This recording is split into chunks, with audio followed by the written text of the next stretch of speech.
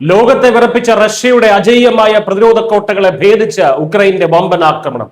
യുദ്ധം കൈവിട്ട കളിയിലേക്ക് പോകുന്നു എന്നതിന്റെ ഏറ്റവും വലിയ തെളിവാണ് റഷ്യൻ തലസ്ഥാനമായ മോസ്കോയിൽ തന്നെ ഇപ്പോൾ നടന്നുകൊണ്ടിരിക്കുന്ന വമ്പൻ ഡ്രോൺ ആക്രമണം. 500-ലധികം ഡ്രോണുകൾ ഉപയോഗിച്ച് മോസ്കോയിലെ എണ്ണ ശുദ്ധീകരണ ശാലകളും വിമാനത്താവളങ്ങളും ഉക്രൈൻ അഗ്നിക്കിരയാക്കുമ്പോൾ കറുത്ത വിഷപ്പുകയിൽ മൂടിയിരിക്കുകയാണ് പുതിന്റെ സാമ്രാജ്യം. പരമ്പരാഗത യുദ്ധമുറകൾക്കും ആണവ ഭീഷണികൾക്കും ഇനി പ്രസക്തിയില്ലെന്ന് ഈ ആക്രമണം തെളിയിക്കുന്നു. റഷ്യയുടെ വ്യോമപ്രതിരോധ സംവിധാനങ്ങളെ നോക്കുകുത്തിയാക്കി ഉക്രൈൻ നടത്തുന്ന ഈ അപ്രതീക്ഷിത മുന്നേറ്റം എവിടെ ചെന്ന് അവസാനിക്കും? ഈ ആക്രമണത്തിന്റെ സമയം വളരെ കൃത്യമായി തീരുമാനിച്ചതാണ്. കസാനിൽ തെക്ക് കിഴക്കൻ ഏഷ്യൻ രാജ്യങ്ങളിലെ അഥവാ ആസിയാൻ രാജ്യങ്ങളിലെ നേതാക്കളുമായി പുതിൻ ഉച്ചകോടി നടത്തുന്നതിന് മണിക്കൂറുകൾക്ക് മുൻപാണ് ഈ ആക്രമണം ഉണ്ടായത്.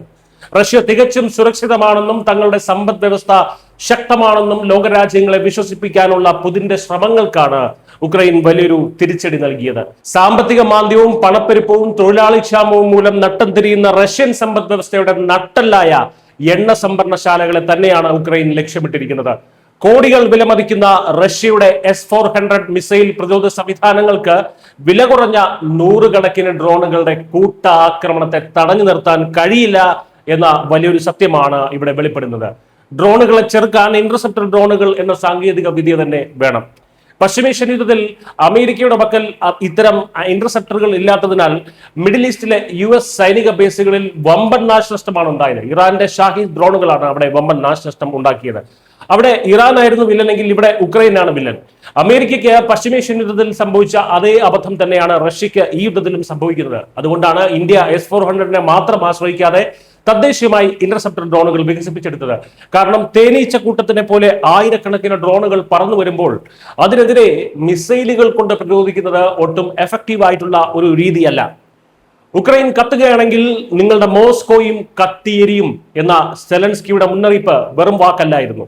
ബ്രസൽസിൽ നടക്കുന്ന നാറ്റോ യോഗത്തിൽ പങ്കെടുക്കുന്ന അദ്ദേഹം റഷ്യയെ തകർക്കാൻ പുതിയ വ്യോമ പ്രതിരോധ ആന്റി ബാലിസ്റ്റിക് മിസൈൽ സംവിധാനങ്ങൾ പാശ്ചാത്യ രാജ്യങ്ങളിൽ നിന്ന് ഉറപ്പാക്കുകയാണ്.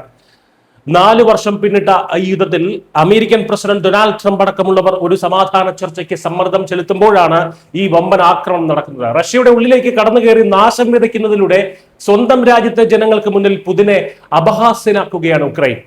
ഇതോടെ നയതന്ത്രം എന്ന വാക്കിന് തന്നെ പ്രസക്തിയില്ലാതായിരിക്കുന്നു. ചുരുക്കത്തിൽ മോസ്കോയിലെ ഈ തീഗോളങ്ങൾ ലോകത്തിന് നൽകുന്ന സന്ദേശം വളരെ വളരെ വ്യക്തമാണ്. റഷ്യയെ വിശ്വസിച്ച് കൂടെ നിൽക്കുന്ന ആസിയാൻ രാജ്യങ്ങൾക്കും മറ്റ് സഖ്യകക്ഷികൾക്കും ഇതൊരു വലിയ മുന്നറിയിപ്പായിട്ടാണ് ഉക്രൈൻ മുന്നോട്ട് വയ്ക്കുന്നത്. അതായത് സ്വന്തം തലസ്ഥാനം പോലും സംരക്ഷിക്കാൻ കഴിയാത്ത പുതിനെ ആശ്രയിക്കുന്നത് അപകടമാണ് എന്നുള്ള സന്ദേശമാണ് ഉക്രൈൻ ഈ രാജ്യങ്ങൾക്ക്, ആസിയാൻ രാജ്യങ്ങൾക്ക് നൽകാൻ ഉദ്ദേശിക്കുന്നത്.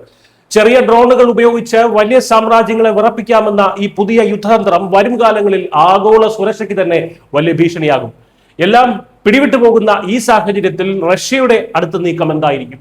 ലോകം വലിയൊരു ഭീതിയോടെ കാത്തിരിക്കുന്നത് അതാണ്. News desk Malayalam.